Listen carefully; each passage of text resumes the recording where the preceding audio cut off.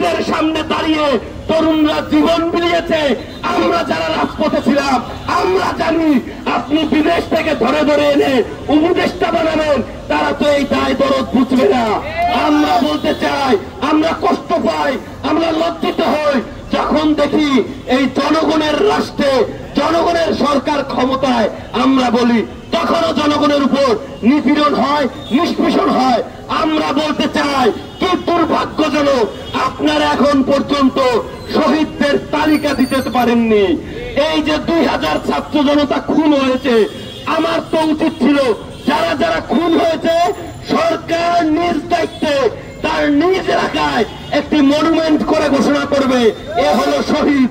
আপনি এখন পর্যন্ত সকলের নাম তালিকা প্রকাশ করতে পারেননি, আপনি এখন পর্যন্ত আহতদের তালিকা প্রকাশ করতে পারেননি। আপনি কে শুরু করেছেন? আমরা বলতে চাই, অবিলম্বে সঠিকভাবে বাস্তবায়ন করতে হবে সবকিছু। লজ্জা পায় যুবলীগের কর্মীরা জুলাই আগস্ট আহত যোদ্ধাদের নামে পাতা নিচ্ছে। আপনার সরকার কি করতেছে? আপনাকে অনেক সময় দেওয়া হয়েছে, 10 মাস আমরা কিছু বলিনি, কিন্তু এখন যখন আঘাত আমাদের দিকে আসছে আমরা সমালোচনা করব, আমরা বলবো।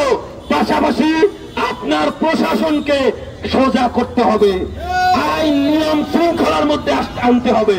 কিভাবে তারা সাহস পায় সচিবালয় বাংলাদেশের সবচেয়ে গুরুত্বপূর্ণ জায়গায় তারা বিক্ষোভ করে, তারা বিদ্রোহ করে, আপনি বসে বসে কি করছেন? তো আজকে আমরা মৌলিক বাংলাকে ধন্যবাদ জানাই, তারা একটি চমৎকার বিষয়ে উত্থাপন করেছে। কি চমৎকার! রাষ্ট্র সংস্কারে কোনো বাধা দেওয়া যাবে না, আলোচনা করতে হবে। আমরা চাই সকলের বাক স্বাধীনতা থাকুক, কিন্তু তার একটা প্রসেস থাকবে, তার একটা সিস্টেম থাকবে। জনগণ স্লোগান দিবে, জনগণ অধিকার আদায়ের দাবিতে রাজপথে নামবে, কারণ তারা এই রাষ্ট্রের মালিক। কিন্তু রাষ্ট্রের কোন কর্মচারী, রাষ্ট্রের কোন চাকর জনগণের কর্মকাণ্ডে বাধা দিতে পারে না, পারে না, পারে না। সবাইকে অসংখ্য ধন্যবাদ।